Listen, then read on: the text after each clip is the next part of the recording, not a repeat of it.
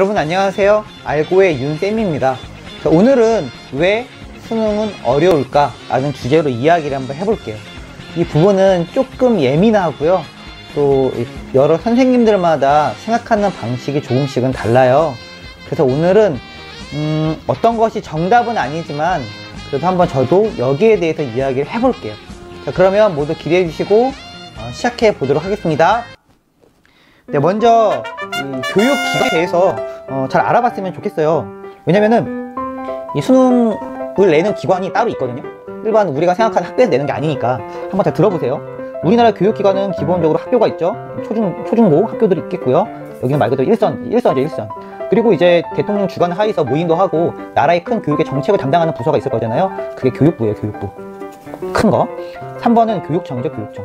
그래서 시도교육청이 있는 거죠. 나라에 대한 것이고. 크고 작은 것들. 이게 되시죠? 여기는 쉬우니까. 4번이 뭐가 있냐면 교육지원처가 있어요. 여기는 시에서 운영하는 건데요. 시에서 교육지원과 해가지고 각 학교를 지원해주는 역할을 하는 거예요. 그리고 5번이 뭐가 있냐면 한국교육과정평가원이 있어요. 길죠? 이게 KICE, 외우세요 이거. KICE, 카이스. 다 외웠어요? KICE, 카이스예요. 여기 들어가 보시면 그 인터넷에 그냥 KICE라고 치면 나와요. 여기에 뭐가 있냐면 그 수능 평가 자료도 많고요. 가장 중요한 건 기출문제가 있답니다. 수능 기출문제 역대 모든 수능의 기출문제도 있고 또 3, 6, 9 모의고사 자료도 있을 거예요. 되게 중요해요 이거. 왜 이걸 강조했냐면 여기서 수능을 내요. 여기서 알겠죠? 그러니까 학교에서, 교육부에서, 교육청에서, 교육지원처에서 수능을 내는 게 아니고 한국교육과정평가원이라는 곳에서 수능을 내는 거예요. 여기까지 알겠죠? 그러면 문제는 이제 누가 수능을 내냐, 누가 수능을 낼까요? 수능이 1994년부터 1, 2차로 시작을 하다가 96년에 개편이 됐을 거예요, 아마. 정확한 건 아니에요. 자료를 보고 이야기하는 게 아니니까. 아마 그쯤일걸요? 그러다가 수능이 지금 형태로 좀 문제가 내기 시작한 게 2000년대 초반부터예요. 이때는 수능이 어려웠다, 쉬웠다, 반복해요. 그러다가 가장 쉬웠던 수능이 언제냐 하면 가장 쉬웠던 게 2001년. 이때 대박이었죠, 이때 40명 정도가 만점을 맞는 엄청난 사태가 발생했어요. 그 다음에 2002년 때 갑자기 확 어려졌어요. 그러면서 이게 요 수준에 나온 거예요. 이렇게 올라가든가 내려가든가. 요 선에서 이렇게. 이 수능 이후로 쉬워진 적이 한 번인가 있었을 건데 그 몇 년도인지 기억이 잘 안 나네요. 이렇게 왔다 갔다 했어요. 그런데 문제는 수능은 누가 내냐 하면 대학 교수님들이 내요. 이거 알고 있었어요? 신기하죠? 고등학교 학생을 대상으로 문제를 냈는데 대학 교수님들이 문제를 내요. 이상하죠? 그래서 처음에 대학 교수님들이 문제를 내니까 문제가 어디로 튈 줄 몰랐거든요. 일선 교사님들이 아니니까. 그래서 이 2010년 몇 년부터인가 보면 정확한 건 아니에요. 연도 제가 잘 모르니까 지금 학교 선생님들이 들어갔어요. 학교 선생님들은 어떤 선생님들 말하냐면 사립학교가 아니고요. 국공립 선생님이죠. 국공립 고등학교 선생님들이 같이 들어가서 수능 문제를 내기 시작했다는 거예요. 알겠죠? 그래서 어떤 것들이 있냐면 2010년 이후부터 수능 문제가 좀 쉬워졌어.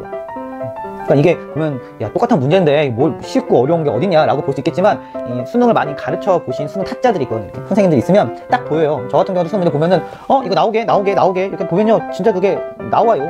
그런 문제들이. 그러니까 좀 평이한 문제, 많이 본 문제들이 보이기 시작했다는 거죠. 그러니까 그 전에 어땠을까요? 정말 어려웠어요. 진짜. 저도 보면서 내가 실력이 없나? 이렇게 부족한가? 도대체 공부 어떻게 가르쳐야 되지? 이런 고민 많이 할 정도로 수능이 어려웠는데 선생님들께서 이제 들어가 주시면서 그나마 수능이 쉬워졌다. 그리고 변별력 내는 문제들이 되게 좀 뭐라 그럴까요? 더 두드러지기 시작했다는 거죠. 이제 이번에 국어 31번 문제처럼 이해되죠? 그러니까 보통 우리가 수능 공부를 할 때 그래서 배경 지식, 인문학도 굉장히 중요하고 수능을 공부하기 위해서 깊이 있게 알아야 된다는 게 단순히 학교에서 배운 문제가 나는 게 아니라는 거예요. 알겠죠? 그러니까 말 그대로 수학을 낸다 그러면 수학 원론적인 문제들이 나올 수밖에 없다는 거예요. 왜? 교수님들이 들어가니까요. 자, 여기까지 이해됐어요?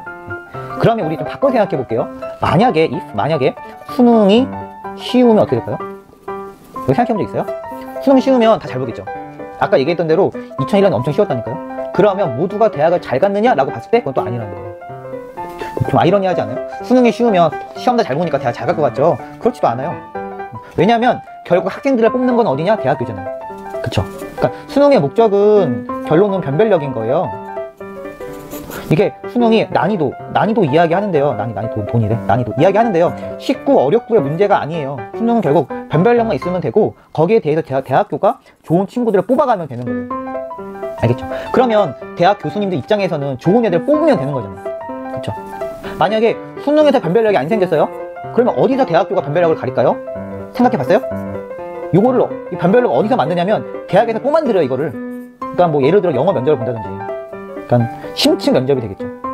면접. 그리고 뭐 대학 시험을 따로 본다든지, 뭐죠, 수시가 강해지면서 갑자기 등장한 게 적성 검사잖아요. 이해가 안 가, 솔직히. 그러니까 왜 대학을 가는데 적성을 검사해야 되는지 모를 정도로 저 이해가 안 가더라고요, 이게 솔직히 말해서. 저도. 그것도 여러 가지 대학에서 많이 만들어내요. 논술도 만들고 뭐 여러 가지 만들어내요. 그러니까 수능에서 못 가리면 대학에서 뭘 또 만들어서 어차피 가리게 돼요. 알겠죠? 그러니까 수능이 쉬우면 정말 좋냐 하는 거죠. 안 좋다니까요. 그러니까 수능이 어려우면 좋으냐? 너무 안 돼요, 그것도. 그 핵심은 뭐냐? 좋은 변별력이 있어야 된다는 거죠. 뭔 소리냐면 수능이 어려우잖아요? 그러면은 중간에 이제 좀 공부 열심히 했던 애들이 레벨 못해 다 떨어져, 이렇게. 근데 수능이 다 떨어지면 좋은데 그 서울 지역에 고액과에 한 애들 있잖아요. 걔네들은 더 떨어진단 말이에요. 이렇게 좀 살아남아, 이렇게. 이게 문제인 거죠.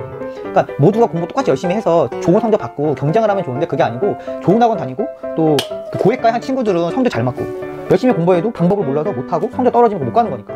그래서 저도 이제 이 유튜브 시작하게 된 것이 아니겠습니까, 여러분들. 그래서 공부하는 방법만 많이 알아도 수능이 어려워도 살아남을 수 있다는 거예요.